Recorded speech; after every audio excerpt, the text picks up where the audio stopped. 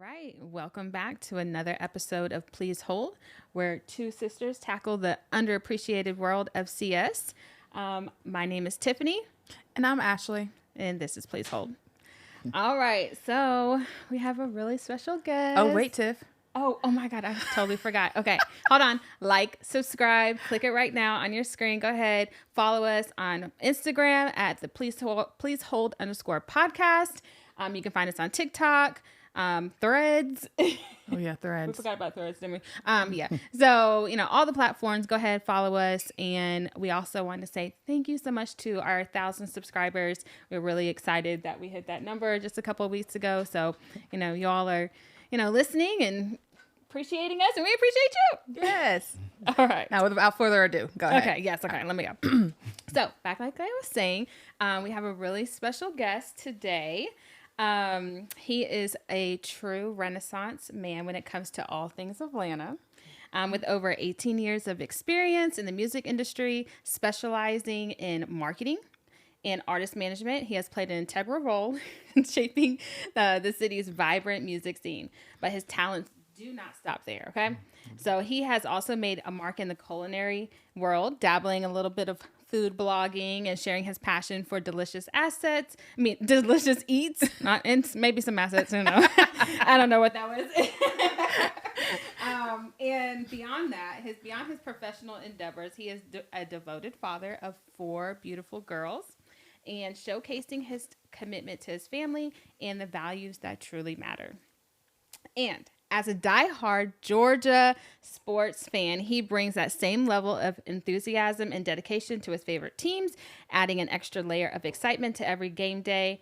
And so throughout our conversation today, we will take a deep dive into his take on Atlanta's customer service as seen and his experience. So without further ado, I would like to give a warm welcome to Mr. Love, my fiance, Nick Love. Hey. Woo! Look at That was good. That was pretty good. Like it? The entire time, he was just Not like, gonna lie. he was like, yeah. Yeah, that's true. That is I'll do true. that. Yeah. Renaissance man, all that. Yeah, All keep that? it going. Yeah. Talk that talk. I like it. Congratulations, first of all. 1,000 subscribers is a big deal. I haven't told you, but I told her, like, that's huge. Like, you know how many subscribers I have on my YouTube? None, because I don't have a YouTube page. So, like, it's a big deal for y'all to have, like, pulled that off. Like, that's really cool. And I remember where y'all started this. Yes. And I definitely remember her and how she was like, she was nervous, didn't know how it was going to play out. She didn't know how she was going to look on camera. She was worried about how she was going to sound. It was a whole thing. Yeah. So to have gotten from that point to this, huge. So kudos to y'all. Yes, it's a journey, man. We're learning so much along the way. So we're just happy that people finally said yes to us and said they were going to come on the show. So here we are. y'all. Season Y'all were 2. worried about that? Yeah. We were like, people are going to like say yeah. And People like y'all. Oh, okay, that's nice to know. I thought that was we're likable. We're not too bad looking on camera, I guess. what they say. Yeah, That's what they say.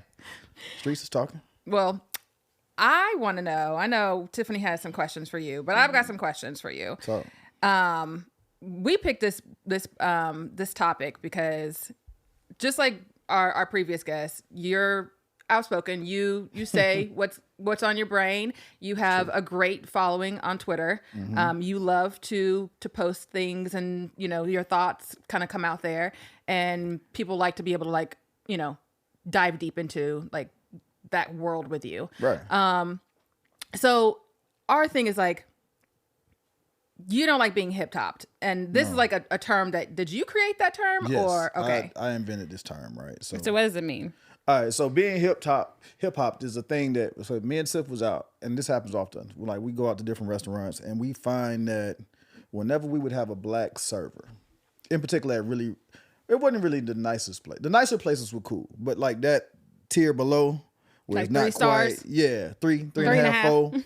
So you end up at a restaurant, right? And there'll be a white table behind you, or a white family behind you, or a white couple or whatever. And the server will be like, hey, can I help you? And they'll go through the specials, the whole 9.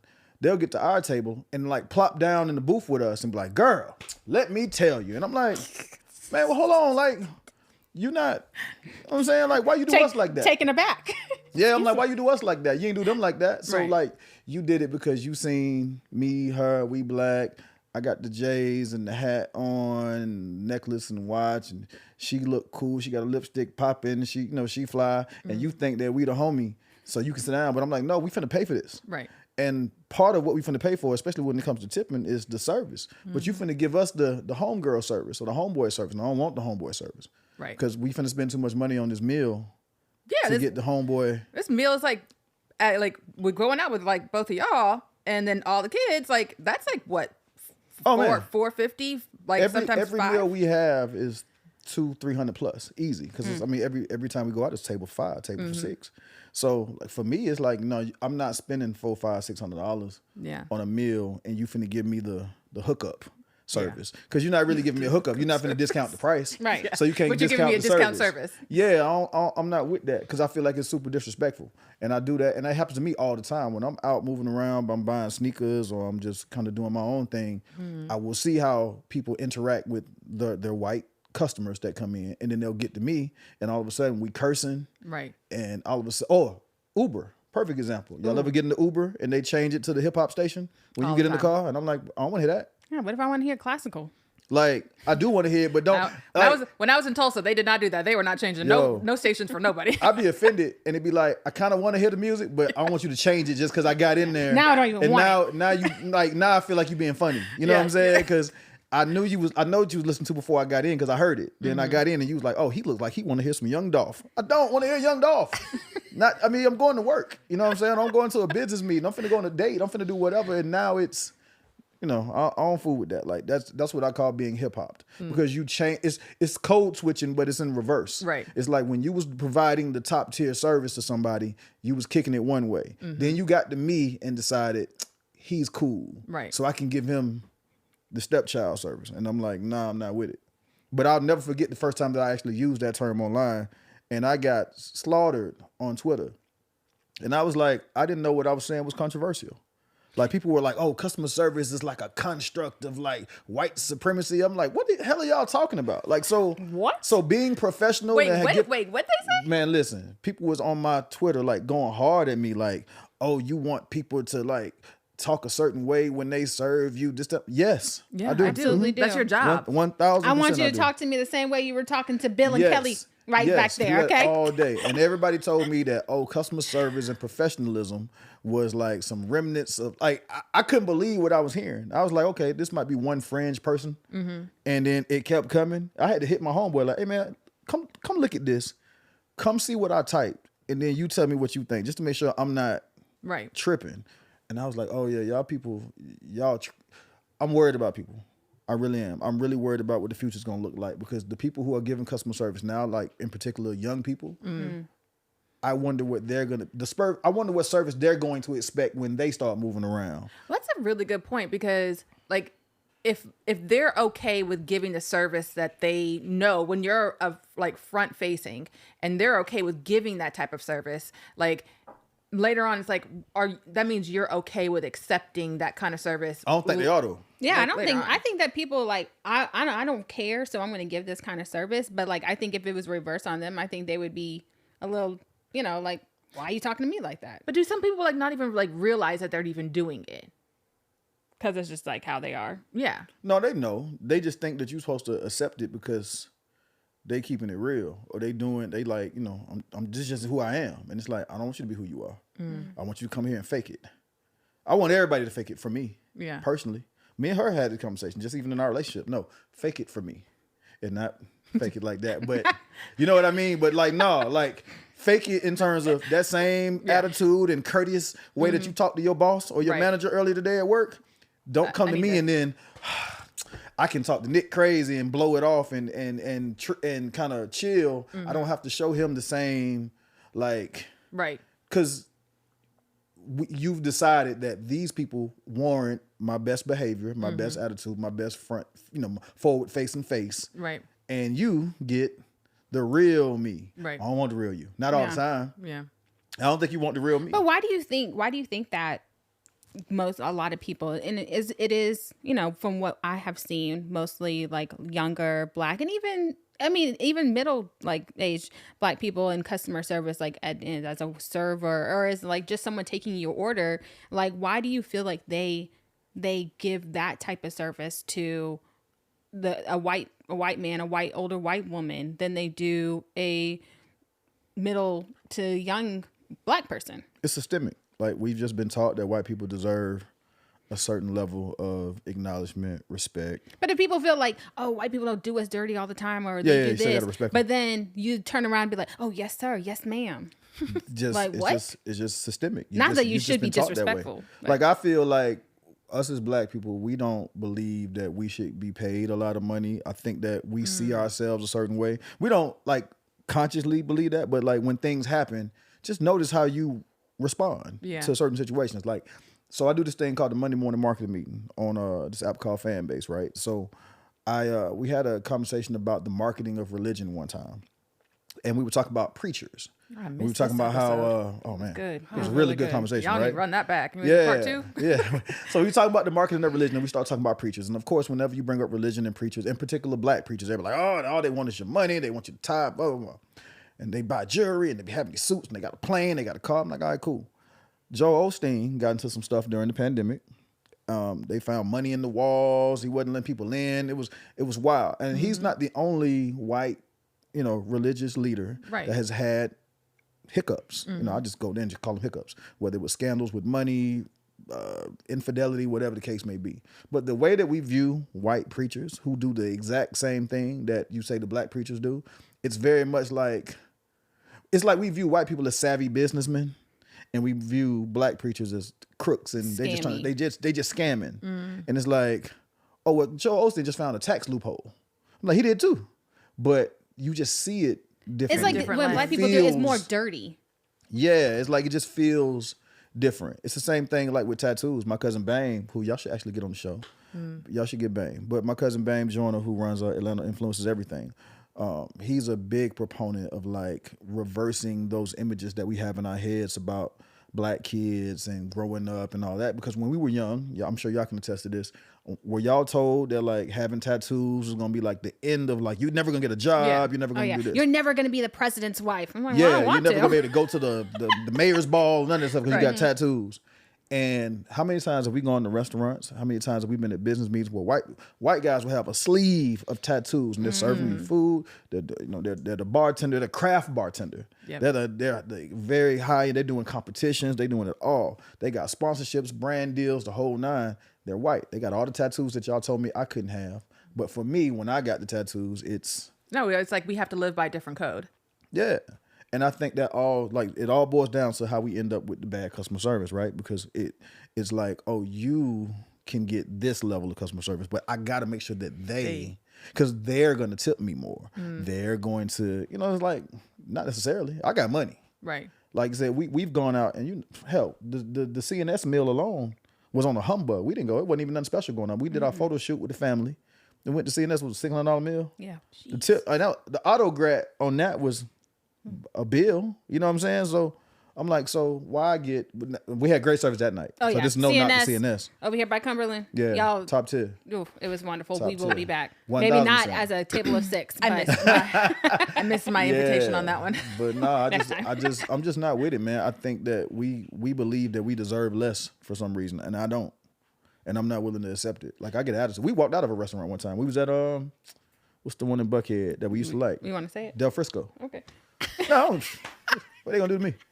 So like, yeah, we went to Del Frisco. On the wall. Man, we went to Del Frisco and we ordered some food or tried to order some food. It got weird. I was like, I'm out. Oh, they didn't return. Like they never came back to the table. Like all the food was cold, and we had our girls with us, and it was just like terrible service. Even the girls were like, they felt like, why isn't anybody coming? Did we do something? And then so now you feel like making our family feel and making our girls feel inadequate or not good enough at the table. One receiving bad service and then cold food and no one ever coming to check on them. Like, I don't even think they even know that we had like left because, probably not until the restaurant closed. I wasn't rolling. I'm like, we out. I told everybody, get up. Her, being the great person that she is, was like, let's just wait. Let's just get somebody's attention. And then she was like, they're going to chase us outside. I'm like, let them. Like, they ain't been here. Right. So that'll be the first time that they came to chase us to do anything. They ain't tried to bring no food, no napkins, no silverware. We was missing stuff. I'm like, they'll have to get it outside. Yeah. Like, I don't deserve that. I don't think anybody deserves that. I think if you're in the customer service business, like your job is to serve the people. Right. And I think that's across the board, like just in life. I think everybody in the world is in some form of sales and customer service every day. You're trying to sell your employees on working for you. You're trying to convince them that this is a place that they should buy into. You're trying to convince your spouse, Right. your boyfriend, girlfriend, whatever the case may be, like, hey, you should be here. Here's what's in it for you to be here with me. So it's a level of customer service and sales every day, just in personal relationships and in professional relationships. So it's like, what are we doing? Like, you don't want shitty customer service anywhere you go, but you'll give it at home. You'll give it to your kids. Yeah. They'll give it to you. I tell my, what do we tell the kids all the time? Like half-ass cleaning the kitchen, washing the dishes, but leaving the counter dirty, doing all the stuff, but not sweeping the floor. Don't put, like, hold on, like, what we doing? Mixed in with the knives. Yeah, whatever. You know what I'm saying? Like, don't do our house like that. We live here. You know what I'm saying? So yeah, because if you did the dishes at someone else's house, you wouldn't be doing the dishes. No, they'd be like Again, placed all nicely. everybody decides that a certain person or people deserve this, and everybody else gets that. I want to be on the other side. So what I do you wanna be tip? over there. What like, even if it's like just subpar service, is there like a standard amount of like percentage that you tip?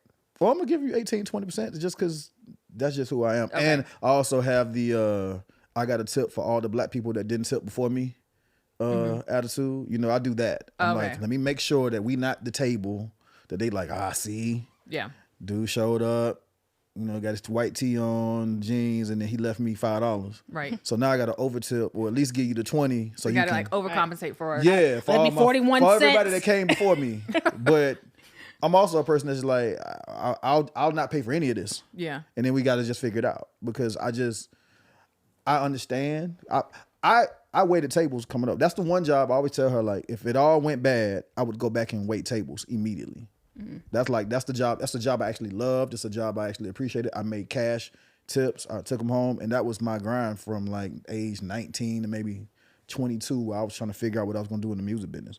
I loved waiting tables. That is the one job, like I said, if it all went bad tomorrow and I was like, we don't have the money to like pay the bills, I would go to somebody's restaurant and I would wait tables. But I think everybody should wait tables. I think so too. I think that really humbles you. And like working and waiting tables and serving people shows you like, okay, this is how I would want to be treated. And also this is what people go through on the back end of like, greeting tables and serving food. Like you should have at least 6 months of serving tables before you do anything else in life.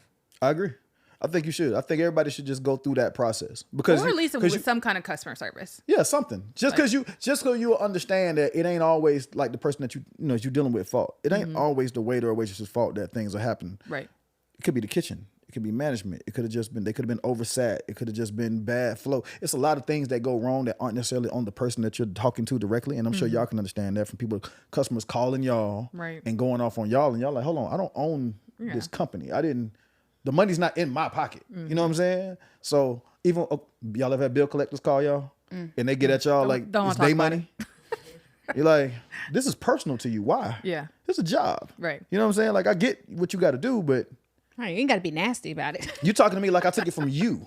You know what I'm saying? Like, you threatening my life like I came up in your home. I'm like, do you want me to just Venmo you? Because that's the way that you're talking to me. Right. You look like I just took your last $5 and now you're getting at me and I'm like, we got to get off the phone. Like, you know what I'm saying? Like, there's a certain, and there's just finesse. Yeah. There's a finesse that you should have in life, period.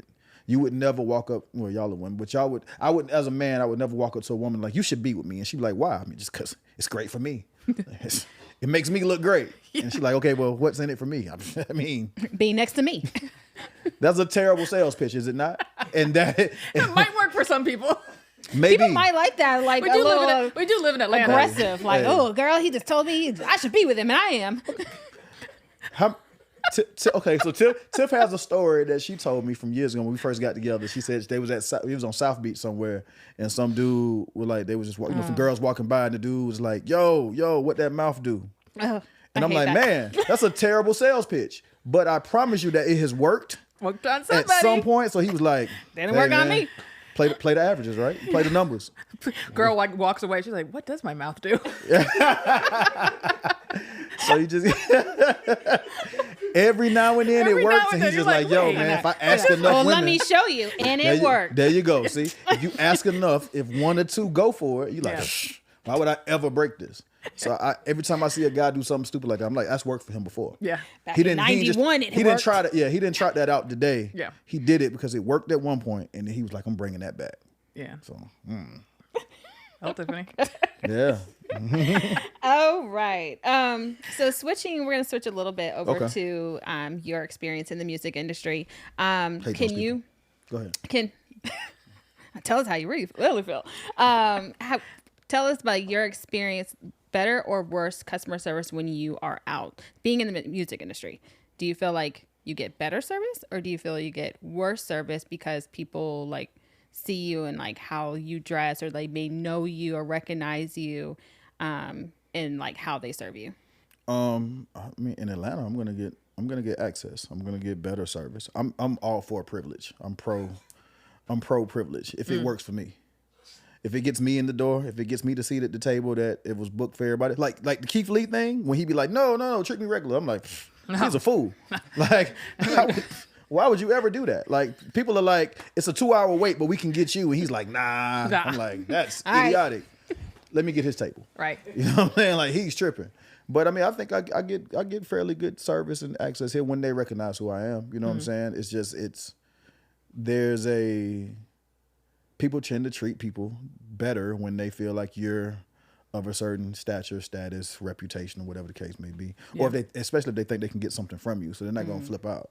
When they don't know you, people treat you like whatever. Right. And that's the real person. The real person is when they don't know who you are, and they're just like, there's no benefit to them. Like, why am I gonna run the extra mile for you? I'm not gonna do that. Yeah, no. But I mean, I've definitely been in restaurants because like this is my normal attire. Like I wake up every day and it's a white tee, it's a black tee, it's hats, it's Jordans, it's jeans. You know what I'm saying? Like I don't really switch up much. If I have to switch up, something's going on, something significant happening. I'm not just throwing on a suit just to do it. Like shouts out to all like the emerging 100 type of guys. Like that ain't my steez. Y'all emerging, y'all different. I mean, to give that face. You know, that's your type though, right?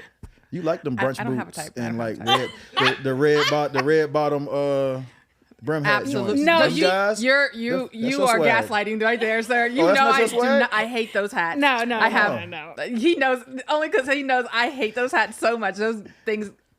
That's a whole nother episode. I just need a full podcast on how much I hate those goddamn hats. Full brim? The full brim. They need to be destroyed. Like the guys with like the high pants. Are you? Yeah, like don't show your fucking socks. Like no. Oh, y'all and, know. Okay. Like Gotcha. and that goddamn store that's in Phipps Plaza, they have a whole store for Yeah, those hats. Was it Keith David? I can't remember Oh the name my of it. god, I had anxiety going in there one time. Hey, and this segment is brought to you by And Keith, the Red Hat Brim Store at Phipps Plaza. You go there and get your hats right now. I hate Hey, those man. so much. I didn't mean to take you anyone down that but road. her. I didn't really think he was gonna go down that road. I know, but I'm triggered. Hey, man, I'm so glad you did that. That was amazing. Wow. Oh my god, So, I know. knew? so talking about like this is how you dress every single day. I need to grow up. Okay, well I wasn't gonna go there, but if that's how you feel, I need to grow up. okay. So how do you feel about the restaurants that are like no athletic wear, no ball caps, no sneakers, anything Okay, like I'm this? gonna tell you why that's so cap. Because exceptions are made for exceptional people. In Atlanta, for sure. Because Is it because didn't when that 1000%. one basketball player that walked into little what is that in Exceptions. Buckhead Little shop? Bible. And it was wild because Warren, like I said, I stick to that. Exceptions are made for exceptional people. The person they turned around, I feel like it was Dominique that they turned Yeah, around. It yes. was the wildest thing. Like of all basketball players in the city to turn around, you don't turn around Dominique Wilkins. That's insane. He's a hometown hero and he'll be that way till he dies. He has a statue in the city for God's sake. Y'all can't let him eat in your restaurant. But I feel like, yeah, like why? What's the dress codes were instituted to kind of establish a standard, right? But in Atlanta, let's keep it real. Like the standard is us. The reason that a lot of us don't like kind of adhere to dress codes is like, well, the sneakers that I have on actually are like $300-400. They cost what the dress shoes cost. Right. The brim hat that you hate, that's a $600 hat. You know what I'm saying? Like these are Should be the $150 white at tee, most. the white tee that my homeboy Special is walking in with is a $300 white tee. You know what I'm saying? So it's Right. like the thing that you're trying to establish is that there's a certain type of, class of people that are in this restaurant. Well, I'm the class. I just don't look like him. Right. He got on Birkenstocks and some khakis and a button down, and you think that he's of more whatever than I am. That's crazy. I might make triple what he makes, or I might move in the circles that he doesn't move in, but you just have assumed that he holds some kind of whatever. So Atlanta has done a great job of making it normal for people that look like me.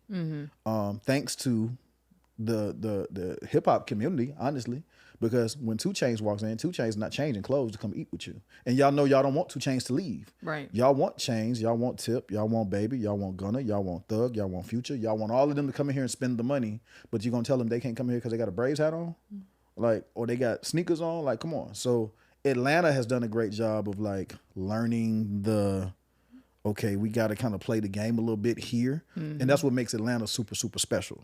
So I'll give us that. And I think that every city should adhere to the local maneuvering. You know what I'm saying? Like, I think, like, if you opened up a restaurant in Miami, you would kind of adapt to a beach culture. If you opened up something in New York, you would adapt to that skyscraper building, that feel. Same thing with LA. Houston, Dallas, like certain cities have a culture that Vegas, it's a perfect example. When you're in Vegas, kind of things happen in Vegas that don't happen nowhere, and people be like, it's Vegas. It's Vegas. You just blow it off. Like, we in Vegas. So of course there's cocaine at the dinner table. You know what I'm saying? Of course there's strippers or like prostitutes walking around. Hands down, Nick has been my favorite guest so far. Right. You know what I'm saying? But if you saw that in Charlotte, you'd be like, whoa, what's what happening is going here? on? You know what I'm saying? We don't do this here. We don't do this here. Like, it's strange. So I feel like every city needs to adapt to the thing. In Atlanta, you know what I'm saying, for better or for worse, because I know some people be like, see, that's the problem. But Atlanta has done a great job of making us feel welcome, because we will come and spend the money. Shouts out to Nobu too, because last time I went to Nobu, me and Kendall went and sat at the bar, and we was in whatever. I think I might have had slides on that day.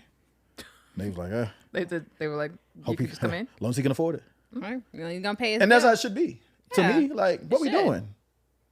Like, what are we doing? But okay, so let me ask you. If you had this idea and you wanted to open your restaurant, right? And you had this idea of like what it looked like, what it felt like, what it smelled like when you came through the door. Like, just like when you go to like the one hotel in Miami, right? It's that smell. You expect for it to smell like that every time that you go in, right? You expect for the rooms to look a certain way. You expect for the type of music for you to be able to hear.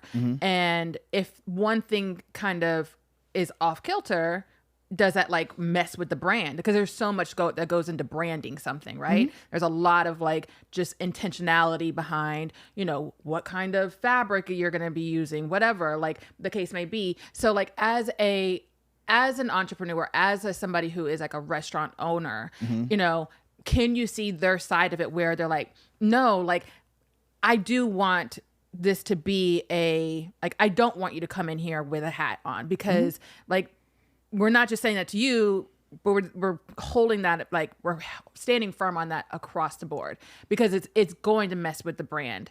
Like I can always see their side, 1,000%. But I think what you're trying to establish is a culture, and I don't think it has anything to do with what they have on. Now, what Atlanta did do, which is why I love Atlanta, right? So the way to disguise like blatant racism in anything is price. If you take And the assumption is if I make the price high enough, they won't be able to get in here. Right. Whoever the they for them is. But usually money is the thing that kind of breaks it down, right? So, and I see this work tremendously well in other cities. In Atlanta, the guy who walks in the door with the white tee and the jeans and the sneakers got money. Mm-hmm. So you can't even price us out of the thing, which is why I like how Atlanta works. You know what I'm saying? Like, because again, you're trying to establish a culture, but the culture you want is just people who can come in here and kick it a certain way. Mm-hmm. They come in. They just don't look like how you want them. And once you make once you kind of break away from that, you got to stick with it. Because it's hard to set it up, take it away, and then put it back. Mm-hmm. You know what I'm saying? So think about every restaurant in this city, almost all of them, that have started as we're going to hold everybody to this standard, right? You know what happens? Them bills get due. And you know what pays all the bills? Black Knight. Black night at every high-end club and restaurant in this city pays all the bills because we'll stand in line, we'll pay extra to jump the line, we'll get a section, we'll buy the bottles, we'll do all the stuff. That one Friday night where y'all let black people in pays for the week or the month in some cases, depending on what the party is. And so, again, y'all really just want our money. Y'all just don't want the riffraff that come with us. You might want to set up somewhere else. But why? I guess like why does it have to be riffraff that comes with us? I don't like. Oh no, I don't. I mean, I don't think it has to be riffraff, but I mean, sometimes kinda. it is. and even when I say the riffraff, Bottle, just Cristal coming across perfect the is okay. Even you using that word, when I said riffraff, what did you automatically like? What was the image that popped in your head? Us, right? Well, yeah, It was us. Yeah, because like that's what they assume. You ever been to a white bar and seen a fight? Of course, yeah, Yeah, like they really fight. they be drunk. They go hard. Like- and I'd be like, oh, y'all act like this don't happen. I've been around that and seen them get into it. Now it may not, But they don't have escalate. to price them though. Price gouge them. Nah, because they got it's- $4 beers and $2 shots and 'Cause they ain't $18 bottle of Ciroc or Grey Goose. They not rolling. And okay, here's But the they thing. are rolling. No, not rolling like money. I'm talking about they ain't rolling. They not going for that. You not go. In it, I can only speak for Atlanta because I've seen in Vegas. In Vegas, again, anything goes, right? I've seen white people waiting long lines in Vegas. I've seen them buy sections, buy multiple bottles, spend thousands of dollars. But in Atlanta, yes, I've seen it at certain spots, but the Atlanta crowd that's going to go out on the weekend, you're not going to put them in line, hold no line for an hour Right. to try to get them to pay the skip line price, the VIP price. You're not going to make them get a section. You're not going to make them buy a bottle. They're going to come in throughout the night and they're going to order beer, cocktail, and they're going to keep it rolling. We don't, for whatever reason, we don't tend to do that. So, but I'll tell you this, if you tried to put them in line, they'd be like, I'm going somewhere else. Right. Because the other thing about what I've noticed about groups that are not black is that they will, they'll party regardless. They'll come in and have a good time if it's 6 people in there. We get in there and be like, ain't nobody in here. Hell, All I'm right. leaving. Yeah.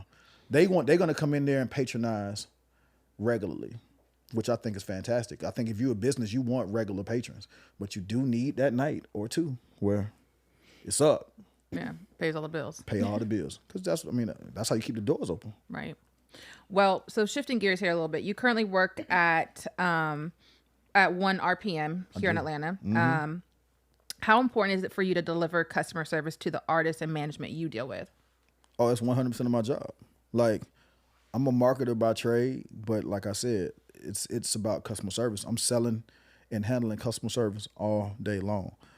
In the music business, I mean, let me say this. My job absolutely has an HR department.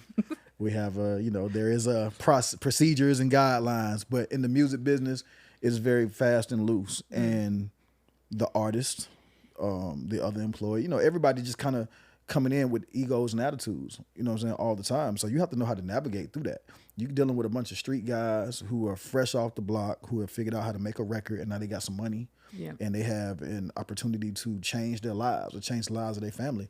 They want it to get done. They want it to get done now, and they want it to be done right. And so they're going to push you just because they will. That's just the nature of people. But they got to kind of like you a little bit and respect you enough to say, all right, cool. When I hit Nick, this is what I'm going to say. And then Nick, and we're going to do a back and forth, and I'm going to let you win, and you're going to have to let me win sometimes. It's going to be you're going to feel like we're having a conversation and we're working together. It can't feel like I work for you because that's not what it is.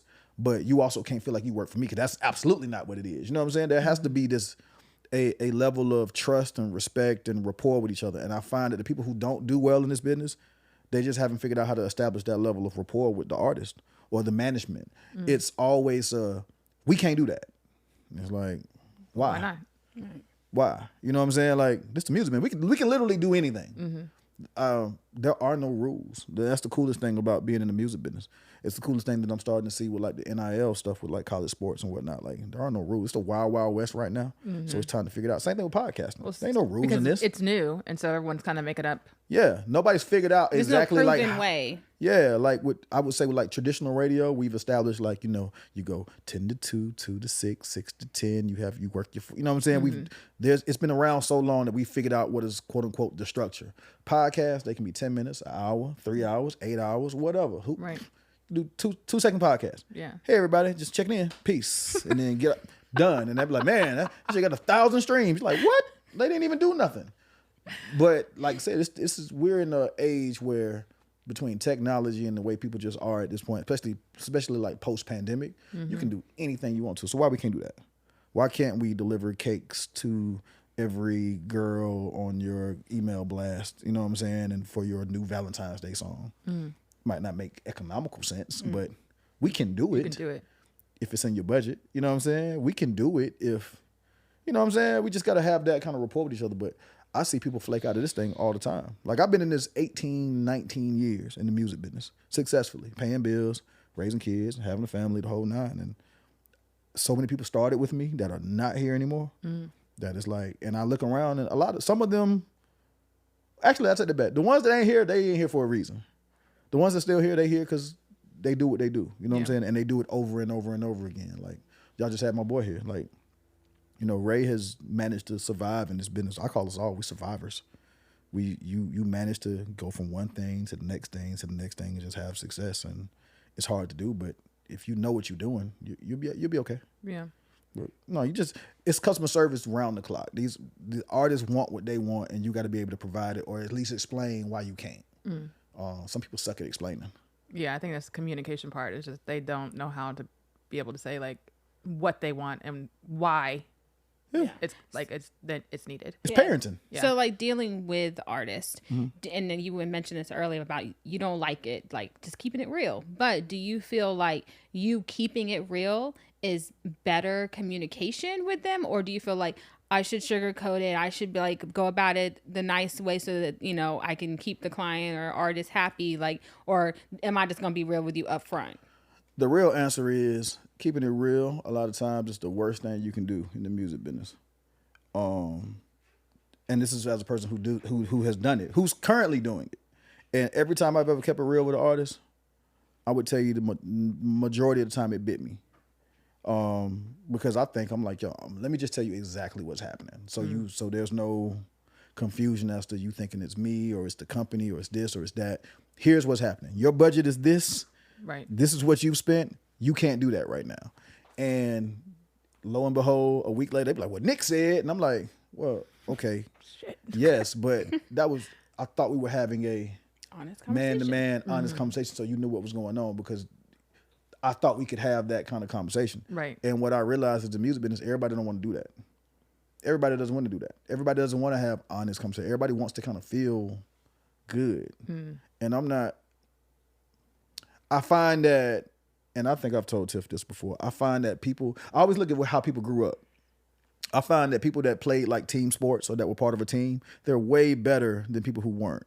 Because you've had to like sacrifice, you've had to be a part of a thing, and you knew how to like look out for the next person and take care of the weak link on, you know, whoever was the weakest link on the team. You was like, well, we got to make sure she cool. Right. We got to make sure he cool. Like we know who the slowest guy on the team is. We know who the slowest girl or who's the weakest guy in the weight room. So everybody got to kind of pull together to make sure they cool.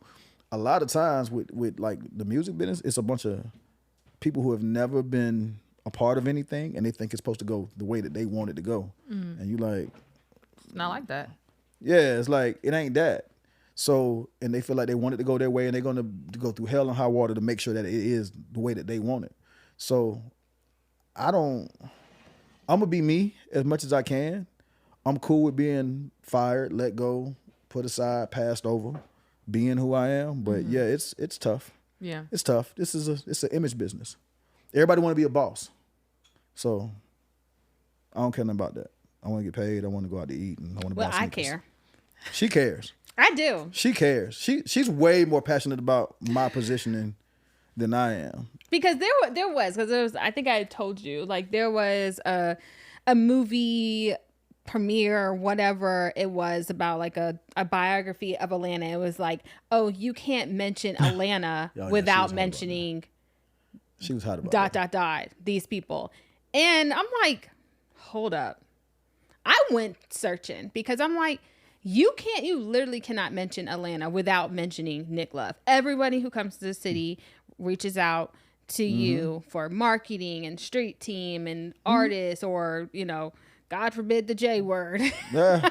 you know, like, you know, all these things. And it's just like, and how come you weren't? And like, it was the same. And like, you know, props to those people. Like, yes, Yeah, you because guys the people that would pick, those are my people. Yeah, and they deserve people. to be there. Yeah, She they was do. upset. I was like, oh, But I am going to be, because I've been around next to you for this for a long time, and I think that you deserve to have just as much recognition as those people do.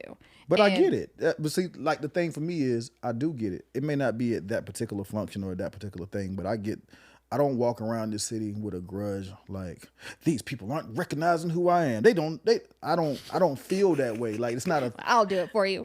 She'd be tight. I'd be like, what we talking about? Like, no, like, did we miss a meal today? Like what happened? Like, did something get taken from us? Did a house get foreclosed? No, car get everything's fine. What we talking about? You should have been on that thing. I'm like, should I? I guess. Whatever.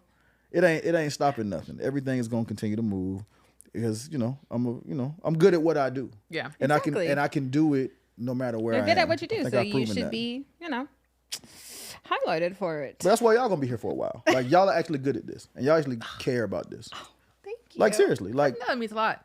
seriously, like, okay. I remember when she first told me about the idea for this podcast, and I was like, okay, the whole thing on customer service. I ain't never seen that. Okay, go for it. Wow, what a yawn. No, I didn't. No, you know what? I'm gonna tell you what's ill about that. I didn't even think it wasn't what a yawn. It was, I want her to do something. I want Tiff to do something that make her happy. I want her to do something that she's gonna be like, I know this. I'm good, because I know what that feels like. Like, she's right. People call me all the time for marketing stuff, restaurant stuff, sneaker stuff, all that. Like, so I know what it feels like for people to be like, Nick is the guy at that. Right. Tiff always says, I don't have that thing where people are like, she's the, you know what I'm saying? So when she said that she won't do it, I'm like, okay, cool. If this is the thing that makes you feel like you're the man, you're the woman in that field, go do that. Because I promise you'll have some level of fulfillment out of it. And that's kind of what I want for everybody. Like, I want that for my kids, but I want it for strangers too. Because I feel like everybody feels like money's gonna fix everything. And I tell her all the time, like, you're just gonna be miserable with some money. Or you're gonna be sad with some money, you're gonna be depressed with some money. Like, we're okay. Yeah. We tight right now, money tight right now. We got a lot of stuff going on at the house with the kids. Got kids going to college. We got all kind of stuff happening. But we okay. Tiffany's like, we're gonna get another 1,000 subscribers. Hey, nah, but Go ahead and click that button. But I always tell her, I say, yo, did we miss a meal today? No. It's all good. Right. Like, everything's fine. And I tell people that all the time, I'm like, bro, I know people who are a little bit more successful than me that are miserable. My partner Nando that passed away years ago, I'll never forget this. Me and Tiff were together. Nando was with us, and Nando was, for those who don't know, DJ Nando was like one of the biggest DJs in Atlanta. He was the strip club guy. So anytime you see like caricatures of strip club DJs in Atlanta, they're like, take your money out, make sure you tip the girl. Woo, woo. If you ain't got no money, go. Anytime you see that in a movie or a TV show, they're mimicking him. He's the one who was that guy when it came to being on the mic at like strip clubs and DJing clubs. And Nando used to do Onyx on Fridays. And Nando was the DJ, the promoter. That was him. Like, Nando was cleaning up left and right. Couldn't stop making money. Artists would come in, tip him money to play the record. So he was making money 4-5 different ways every night. Nando pull up in a brand new Jeep. This is like when the Jeep Wranglers had just got hot. He got the rims on, it's all souped up. And he's like, man, I wish I had what you and Tiff had. And I was looking at him like, you want this? We a mess. Yeah, you don't want this. But he was serious. He was dead serious. Like, man, like, we're hanging on by a thread.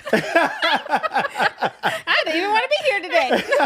I'm like, she mad at me right now.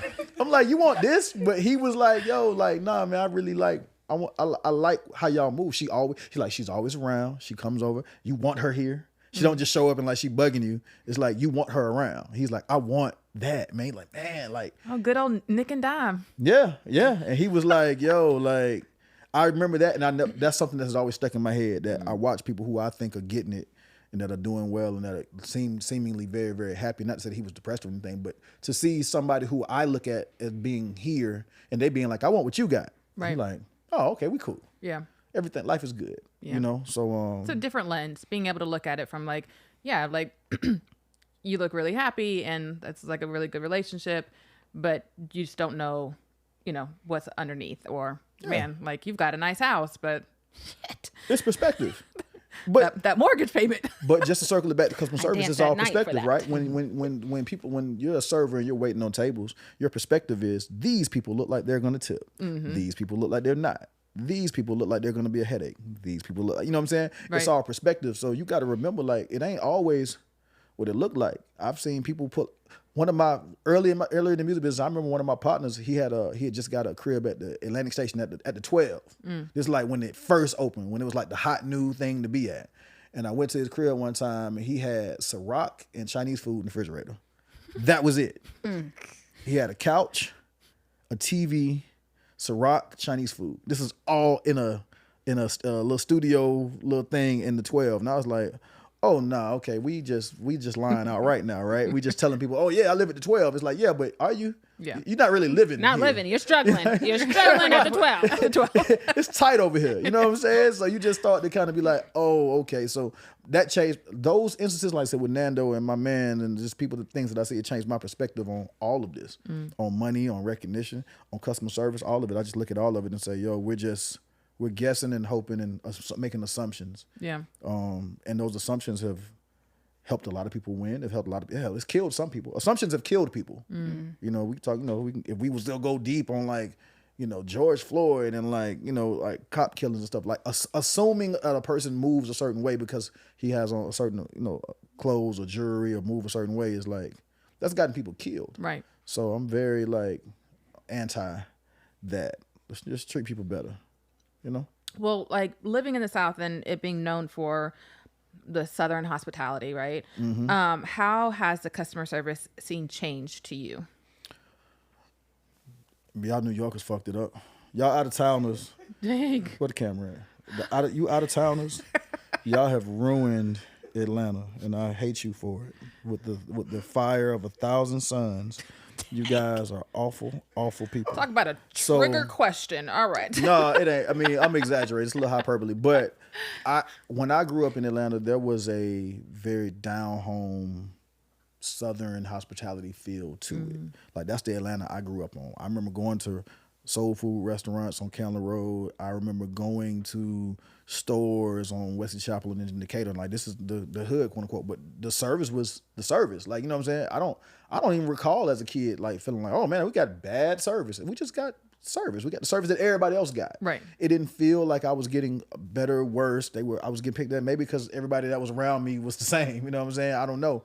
But I just remember feeling like Atlanta used to be a certain way. Now it has become very separated and y'all go over here, y'all go over there. And I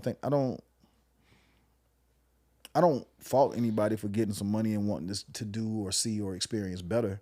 But I do fault the people who are providing the services for everybody to make the people who are not able to do so feel like shit in the process. It's like, yo, bro, if I'm already struggling financially, don't make me feel worse. Right. It's like going to the bank and the teller is like, oh, okay.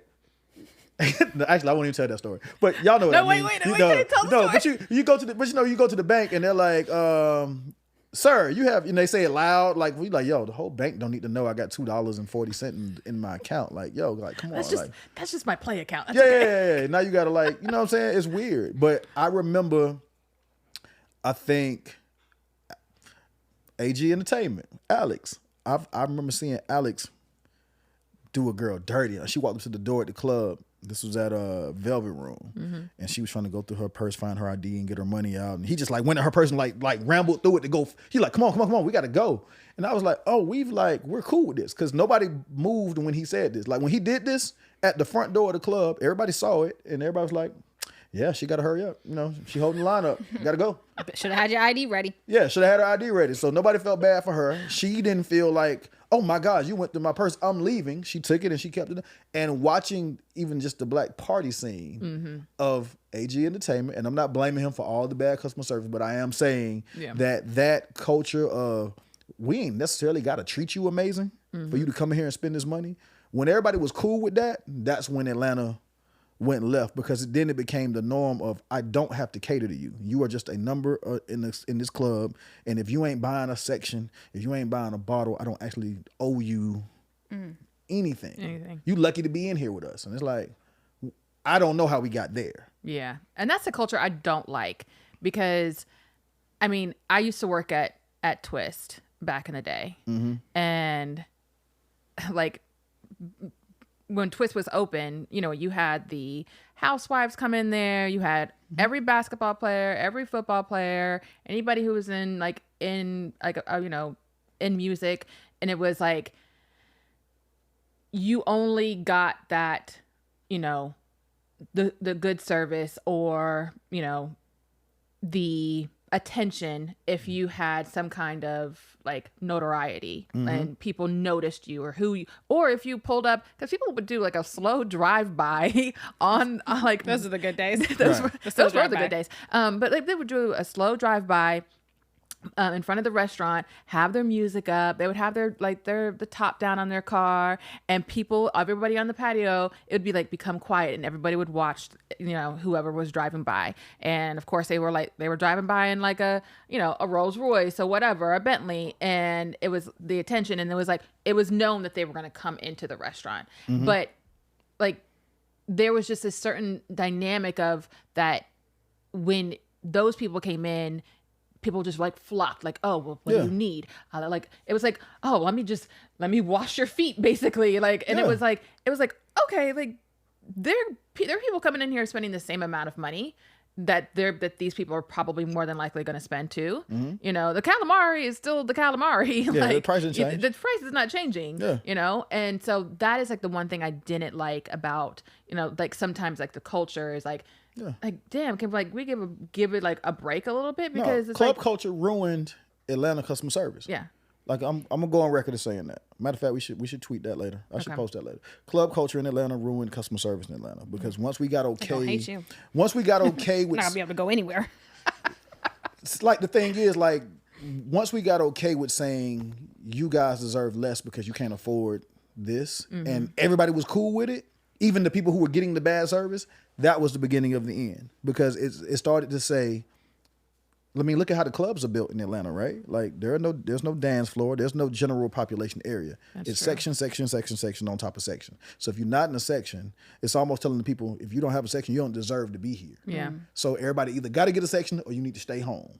And once the people who got sections were like, haha, y'all can't get sections, and the people who couldn't get the section was like, man, that sucks, I can't get sections. And we didn't say, yo, that's not fair, I want to have a good time. Once those people didn't stand up and say, we deserve to be in here, we deserve to have a good time too, and everybody was cool, that trickled down to the restaurants, it trickled down to the valet, it trickled down to everything across the board, and now look at us. So, I mean, I think we got a problem on our hands. So, like, what y'all do is actually kind of like necessary to call attention to like the bad customer service. Like, I actually think y'all should just do like horror stories, because y'all could do them forever. Y'all could just bring people on here and be like, yo, like, tell us your worst customer service. And I promise you, they would never stop talking. You'd have a harder time remembering the good stuff. Yeah. But like I said, we've gone out plenty of times and had amazing service. Yeah. Like we went to 246 the other night in downtown Decatur. Great service. We went to CNS when we took the family out. We had great service. Like we've been to a lot of cool places. The candle shop, that Kyle, Bear and Honey. Bear and Honey, yep. Great service. Like we've had good service around the city, but unfortunately the good service doesn't stand out. It's the bad experiences that make you be like, I gotta tell somebody how crazy they treated me or tried to treat me at a spot. Because, you know, that should make you want to flip a table over. Yeah. And some people do.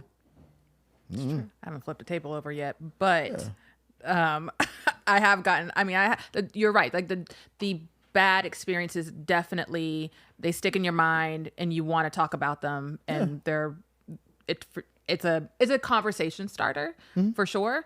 But like one more question, what would be like one of your, I would say like either best and worst dining experiences, hands down? Best dining experience was probably the first time I went to Capers. Oh, in Kennesaw? So there's a restaurant up in Kennesaw. Was that Cobb? Is that Cobb or is that Cherokee County? I don't know what that is. So it's Cobb County. Black-owned restaurant. It sits in a public shopping plaza. It's the craziest thing, because from the outside, it don't look like it would be nothing. You go on the inside and it's amazing. And it's like most of the customers are white, which is the illest thing.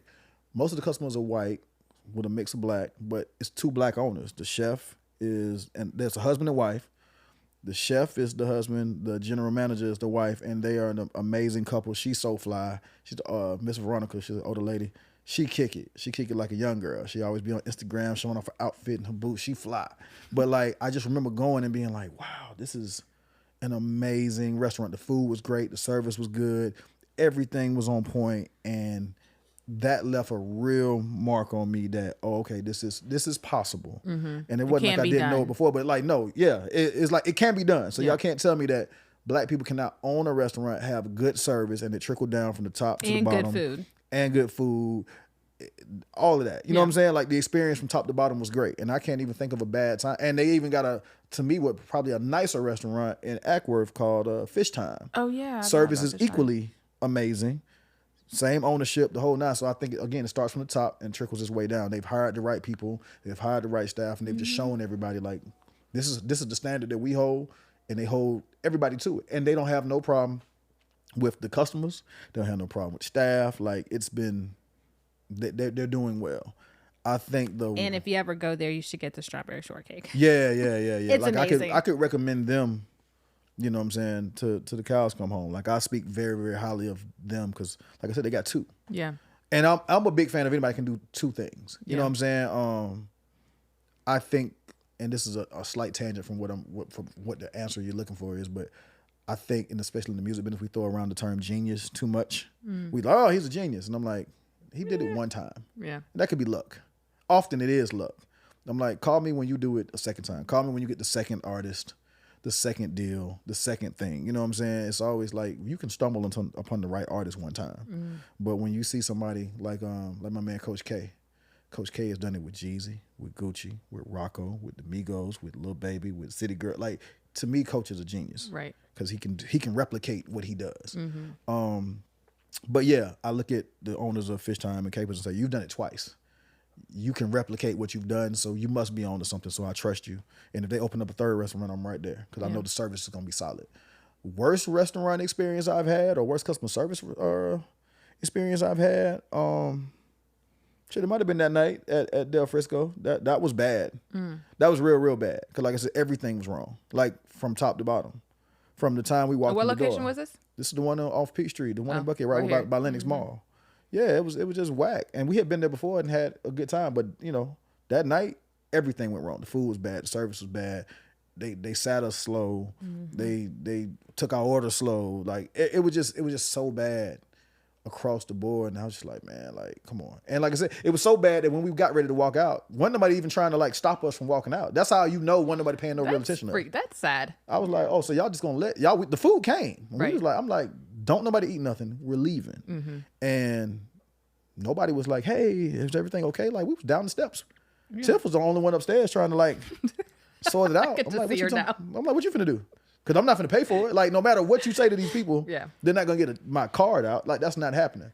So, I mean, that's the one that's like freshest on my mind. But I'm sure I've had some whack shopping experiences, like where it had nothing to do with food. I'm sure like my worst customer service is, or maybe buying a car or something. I'm sure somebody, you know, like I'm just trying to think like what was really like the worst experience. But that was fresh on my mind. It was whack.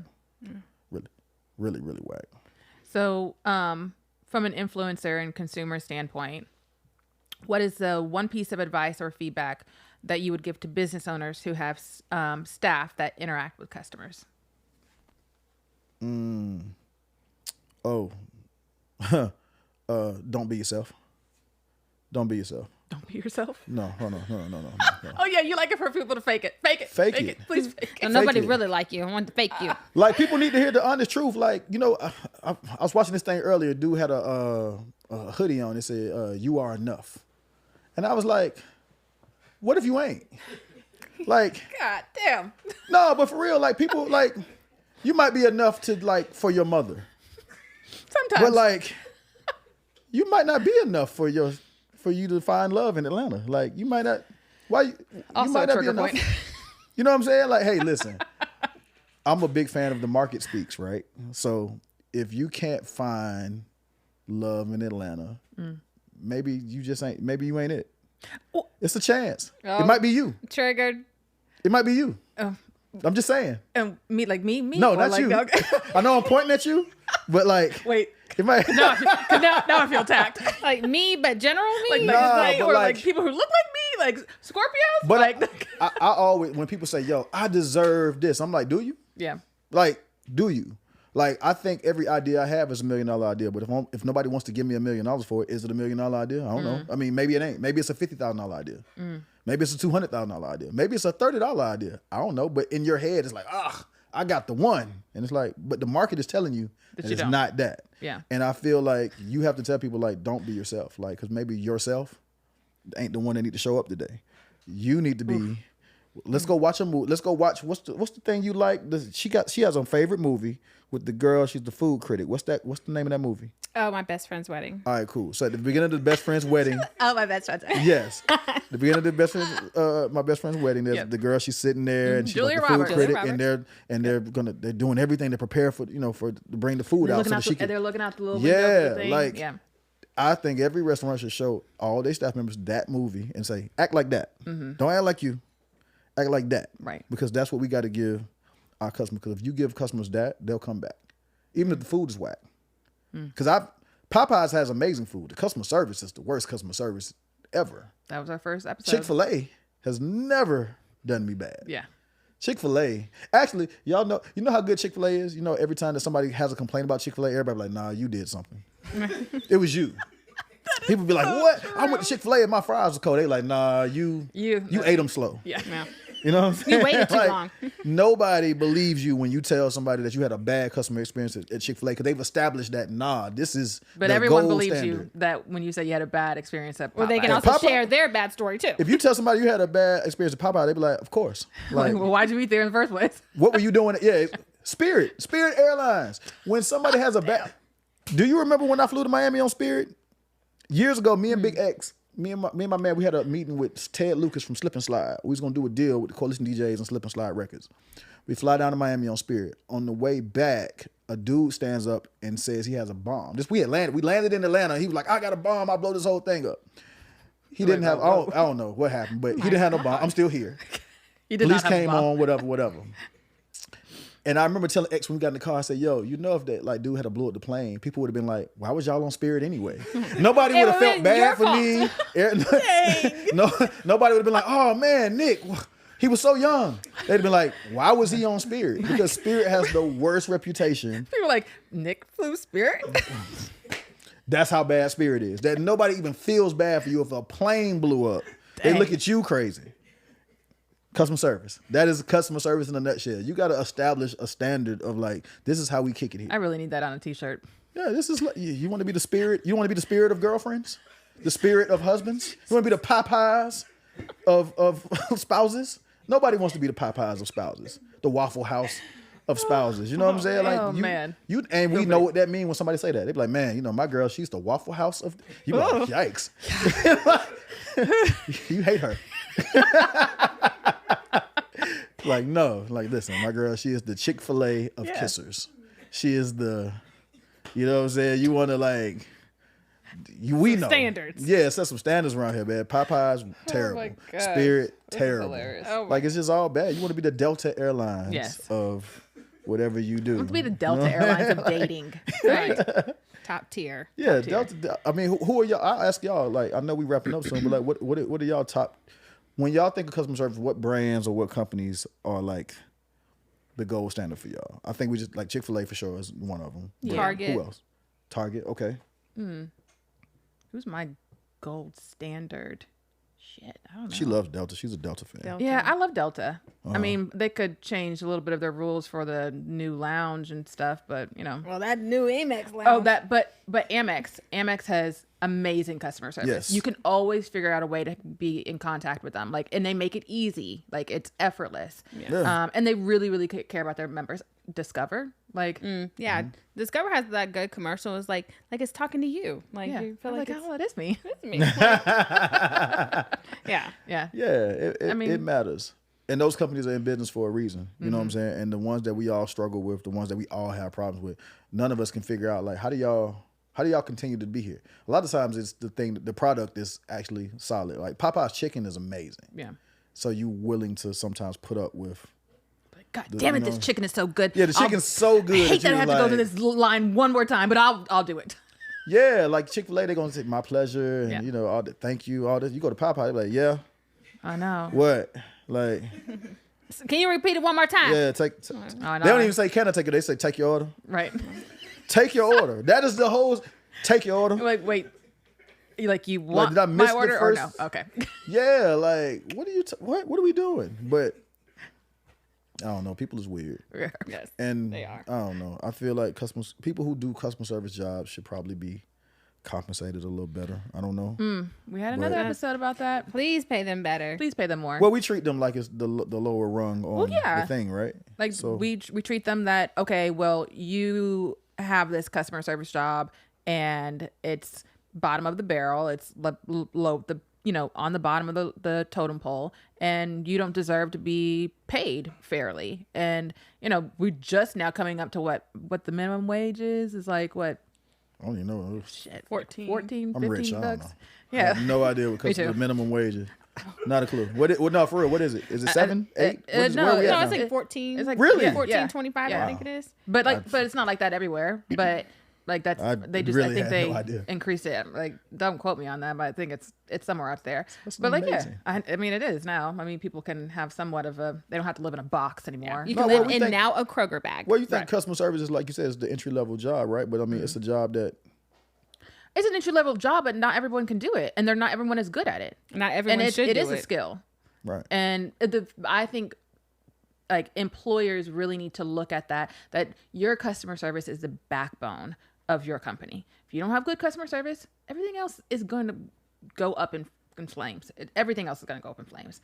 Like they're going to walk out on their food. You guys walked out because of why? Customer service. Right. You guys, because nobody came over and talked to you.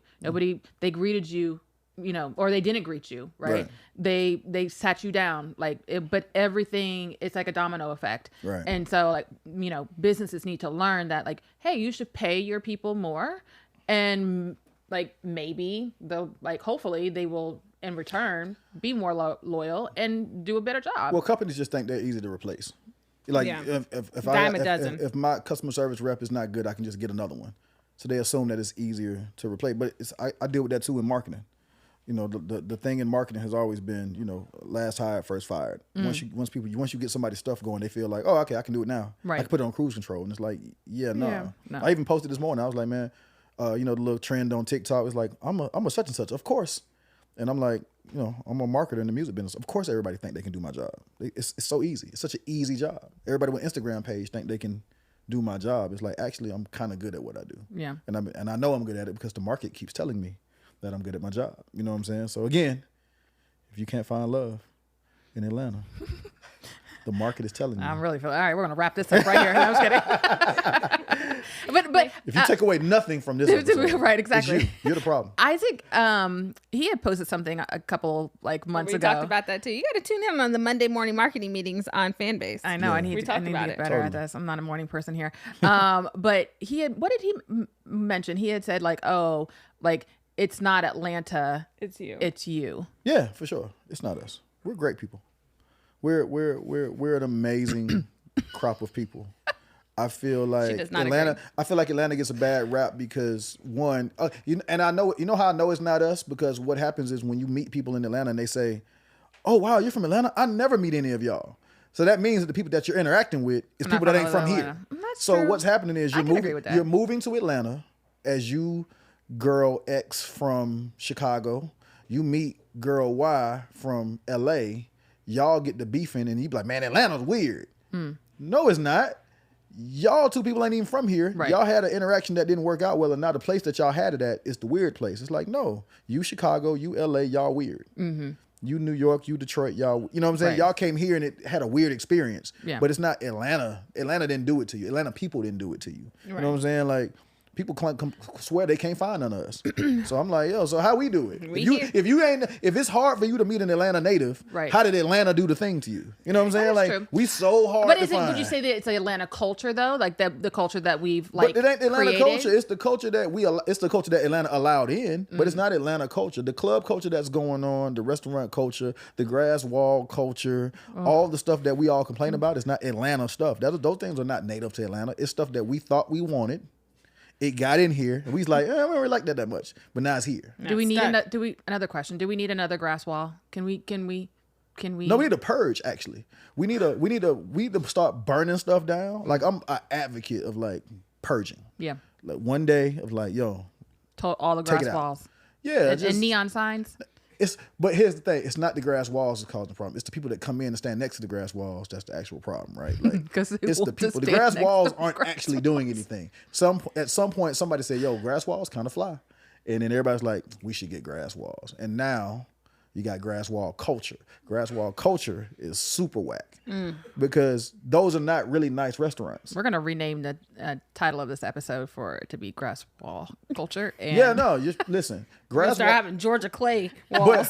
But listen, me and Tiff talked about this the other day when we said, your Explorer page is who you really are, right? Mm-hmm. So when people be like, man, Instagram ain't nothing but IG models and this and I'm like, that's because you keep like looking them. at that. Right. That's you. That's not Instagram. Instagram don't feed me that. Right. Instagram feeds me sneakers every day. Instagram feeds me new restaurants every day. Instagram feeds me music stuff all day. So I don't have those problems. So if all you see on Instagram is something crazy that you don't want to see, it's because you keep liking the pictures and following, what I'm saying? You keep following the pages. It's only showing you what you wanted to see. And I feel like the grass wall culture is kind of the same thing. It's the walls aren't doing anything. It's the people going to those restaurants because they think grass walls means 5-star. And I'm like, luxury. Why do y'all think that? Like, who told y'all that was the barometer for, you know what I'm saying? Like, and here I am sounding like the classist that's like, oh my God, y'all, I wouldn't dare because I don't eat at those places, so I never have those problems. So that's the other problem that I have. It was that you keep having problems at grass wall culture restaurants. Stop going. Right. There are other things in Atlanta that are not that are pretty good. You know what I'm saying? Like CNS, was there a grass wall at CNS? No. Was there a grass wall at 246? No. Capers, no. Fish Time, Rays on the River.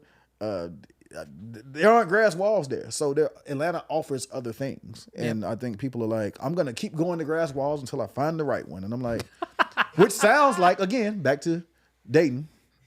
If you keep going to the same source of men or women and then be like, I can't find anybody that, I'm like, well, you keep going to the same thing. Like, same if all your girls come from the flame. And they're like, all these girls act the same. Well, I mean, there's something in common there. Yeah. You and the place you're meeting them at. Like, switch it up. Like, Nick needs a podcast. People would like me way less if I talked all day. I'm very careful to not sit on front of microphones. This is dangerous. This should be way more expensive to limit. Like the last guest y'all had, I overheard him say that everyone needs it. Well, I'm going to ask him. Absolutely not. That is the worst idea I know you totally disagree, but he said that. I was like, Nick did totally disagree. More podcasts? Are y'all crazy? Do y'all think people? You think? I was going to ask him. I was like, this is dangerous. Everybody need one. This is worse than reality shows, and people don't understand that. If you let people talk long enough, they're gonna eventually say something. You be like, oh yeah, even your favorite person in the world. I don't care who it is. Yeah. If they sit on a microphone long enough, they're gonna say something. You can be like, don't rock with them no more. Yeah. One thing. Reality. I say that about reality shows. Like reality shows, like there was a conversation about us going on a reality show. I didn't even brought it to you. I was just like, we're not doing that. I just shut it down immediately. But I was like, yeah, people aren't gonna. Entertaining. That's not going to go well. Yeah. Because from the outside, people are like, oh, Nick, Tiff, they so. Then they be like, nah, they too bougie. They too this. They too that. I don't like the way she. I don't like the way he. Look at how they. No, you don't need them. You don't need them problems. No one needs those problems. And this is significantly worse. And then y'all gave me ginger ale. Thank y'all. Yes. But you add alcohol to a podcast. I know. And oh my God. Awful. Only awful. There's no upside. Yeah. There's no upside. So yeah, no more podcast. Actually, if I do start a podcast, it's gonna be called No More Podcast. Except yours. Or The Last Podcast. The Last Podcast. That's a good one. The Last Podcast. Like we're gonna We're gonna debt it. I think we should like start repossessing podcast equipment. Leave it to the pros. Right. I think you can't get podcast equipment unless there's no you barrier hire. to entry. You should be able to. You have to pass a test. Like we make 16-year-olds take a test to get a license, and we just let anybody get in front of a microphone and just say Anybody can get on stuff. the internet. Just say things. Just everybody's thoughts don't need to be heard. You have a wildly different approach and way of thinking of. Yeah, I think the world went wrong. We started hearing everybody's opinions. It's bad. You're hearing too many opinions. You're getting too much. It's too much clutter. It was better when we had 8 channels on TV. You know what I'm saying? 2 radio stations. Life was better. Like these are your options. Simple. Raising kids. Think about raising kids. Kids got too many options. Our kids get to pick every night what they want to eat from a multitude of places. We can Uber eat something. We can go somewhere. We'll drive somewhere. Nope. When you was a kid, you know what you got? You got whatever they get. You had one option. Life was simpler. Simple Don't let time. that applesauce touch the rest of my food. And look at how you turned out. Oh, look my at you. God. And look at you now. You know what I'm saying? Look at y'all. 1,000 subscribers, all off of peas and rice and whatever your mom used to make when you was a Beets, kid. pork chops, and rice all You think mixed our kids? together. You think our kids gonna have a podcast when they get older? They gonna be too spoiled and rich. We're gonna raise a generation of spoiled black kids, which we deserve. Mm-hmm. It's our fault, but it's from options. Too many options. Too many options. They think they can be rich doing a podcast. Some of them are. They are, but that's the exception. And they don't have to listen to their parents. That's the exception. But I mean, when you start making more money than your parents, you got to Right, move. I was about to say. It's your house. It might be their house. Listen, let me tell y'all something. Johnny, I need you to take over this Let me mortgage. tell y'all something. Every young man has tried his dad at some point. And then your dad had to be like, let me remind you whose house this is. That's right. If you so happen to beat your dad, that's your house now. He got to go. I'm done.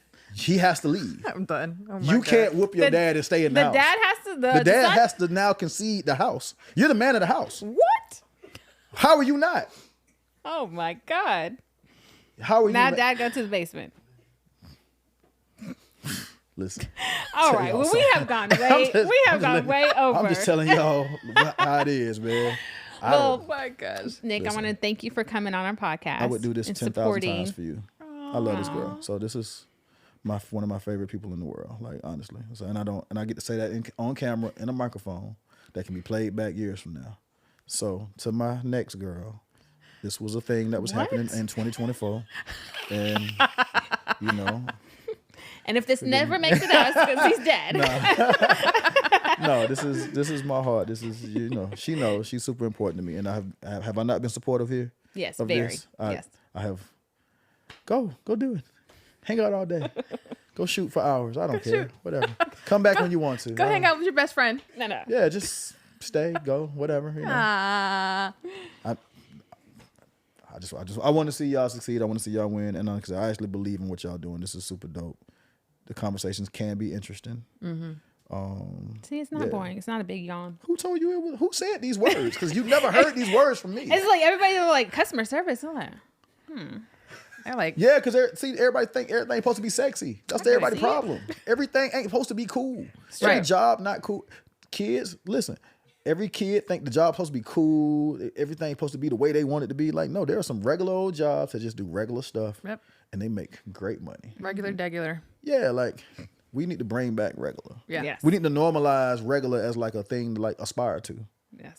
Like everybody is not going to be the Delta Airlines of their thing. Sometimes you're gonna be a spirit, but you're still some of y'all flourishing. are spirit. Still flying. Some of y'all Still are the flying. spirit of plumbers, or the spirit of photographers, or the spirit of whatever. Like some of y'all are just, But it'll be okay with being a spirit. hey man, you are not enough. That's what you all should. No Dang. matter what that hoodie says, no matter what that painting on the wall, the inspirational quote says, you are not enough. All right. is On Well, this episode of Keeping It Real. well, on that note, maybe you are enough, or maybe you're not. Ask someone next to you. But And thank believe them when they tell you. Yes. Yeah, believe Just them. ask Nick. He'll tell you. See, all this is right. why. That's why you can't have. This is why you can't have You a see mic. why? No mic. There you go. No mic. Yeah. All right. Well, thank you so much, and thank you for tuning in to another episode of the Please Hold podcast. And we will see you the next time around. Bye. Bye. Hey, peace. Yay!